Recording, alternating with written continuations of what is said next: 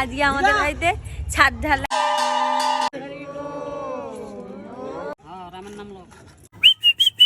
মধ্যবিত্ত ঘরের একটা ছেলের স্বপ্ন পূরণ মানে মানুষে কয় বাড়ি গাড়ি নারী মানুষের মানে একটা ছেলের জীবনে খুব এই তিনটা জিনিস ইম্পর্টেন্ট।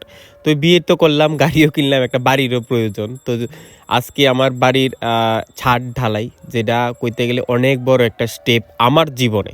তো চলেন এই সম্পূর্ণ ঘটনাটা দেখেন, কেমনে ছাদটা ঢালাই কইছে আর কিভাবে আমরা করছি সব কিছু তো আপনার সাথে শেয়ার করি।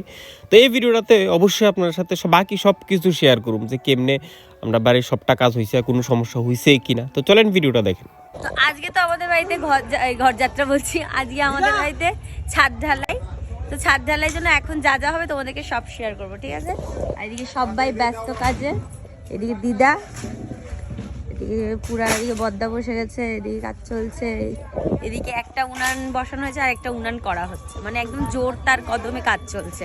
এদিকে সব জল টল ভরে রাখা হচ্ছে, তো খুব এনজয় হচ্ছে, খুব মজা হচ্ছে, তোমাদেরকেও দেখাবো। এদিকে মা সব রেডি করে নিয়েছে, সব মিষ্টি মিষ্টি খাইয়ে নিয়েছে। এদিকে ঠাকুর পূজাও মা দিয়ে দিয়েছে, একদম সবাই রেডি। এখন হচ্ছে কি হবে জানো, ঘট বসানো হবে বোধ হয়। ইন্ডিয়ান লুক নিয়ে নিয়েছিস, সবাই স্নান টান করে নিয়ে আছে আর কি। স্নান টান করার সময় আমরা এখন ছাদে উঠবো। তো আজকে যেহেতু ছাদ ঢালাই, মানে ছাদটা ঢালাই হয়ে বদলে সকাল সকাল ঘুমিয়ে উঠছি। নর্মালি সকালে ঘুমিয়ে উঠি না আমি। তো আজকে খুব মানে রাত্রে ঘুমিয়েছিল আমার এক্সাইটমেন্টে, কালকে ছাদ ঢালাই।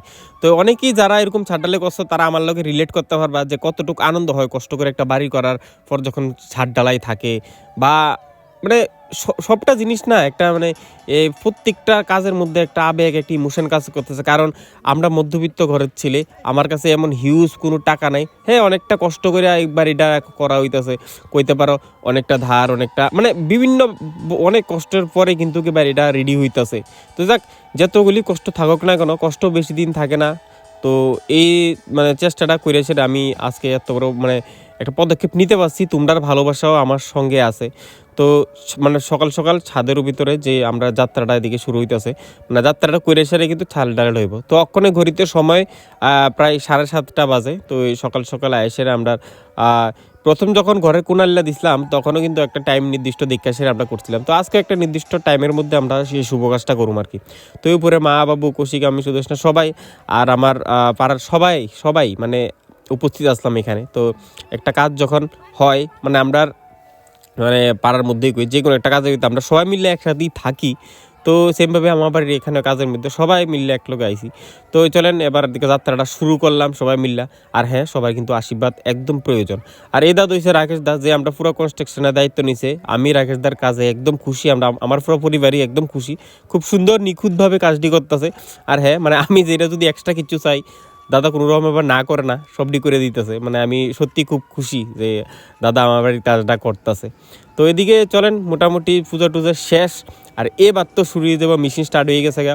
আর এদিকের একটা সাইডের থেকে সব কিছু মানে একটা সাইডের থেকে শুরু হইব ঢালাইটা। তো দেখেন আমি উপর থেকে ভিউটা একবার দেখেন, এখানে গাড়িটা মানে যেখানে মিক্স করতেছে এখানে, আর এই সাইডে সিমেন্ট আমরা আগে আনছি না, সিমেন্টও আজকে সকালেই দিতেছে আমরা। আর আমি না এক্সাইটমেন্টে অন্য কাজের দিকে আমার মানে কোনো নজরই নেই, আমি খালি ছাদের ভিতরে এসে বয়ে থাকি, কদ্দুর পর ঘুরে ছাদে আই, দেখি কদ্দুর হয়েছে। তো এদিকে হয়েছে গিয়ে খাওয়া দাওয়ার প্রিপারেশন দুপুরে, মানে যারা সবার লেগে কিন্তু এদিকে রুটির মানে ব্যবস্থা করা হয়েছে, একটা টিফিন, তারপরে ভাতের ব্যবস্থা তো আছে পরে। তারপরে আমার অনেক রিলেটিভ, পাড়া প্রতিবেশী সবাই মিললে আজকে আমার ছোট্ট একটা করে একটা আয়োজন ছাদ ডালের খাওয়া দাওয়া। তো চলেন এখানে আর ভাইব্রেটর মেশিন যে আমি শুনছি কিন্তু কেমনে চালাই আমি দেখছি না, তো তারা যখন চালাইতেছে না তো আমি এটা দেখতে পাইছি। তো অবশ্যই কমেন্ট করে জানিও ভাইব্রেটর ছাড়া যদি ঢালাই দিয়ে তাহলে কী প্রবলেম কীটা হইতে পারে। আর সবাই কইতেছে দেখি আমি দিতেছি। আর এদিকে দেখেন সবাই মিলে বয়ে গেছে গা এবার রুটি বানাইতে, কেউ মিস নাই, বাড়ির সব লেগে গেছে গা, মানে সবাই যার যেমনি করে কাজে। আর আমি তো যা করলাম ঘুরে ফিরা কুদ্দুর সাদু হয়ে ফুরি। তো এদিকে রান্না টান্না মোটামুটি একটা শেষ হয়ে দিতেছে।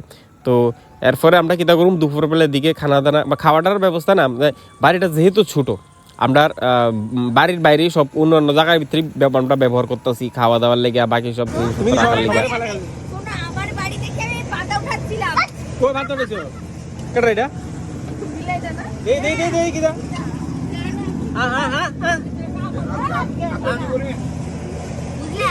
প্রথমে আমি গেস্টের মতো বসছিলাম, তারপরে কি না আমারই তো ভাই আমাকে পাতা উঠাতে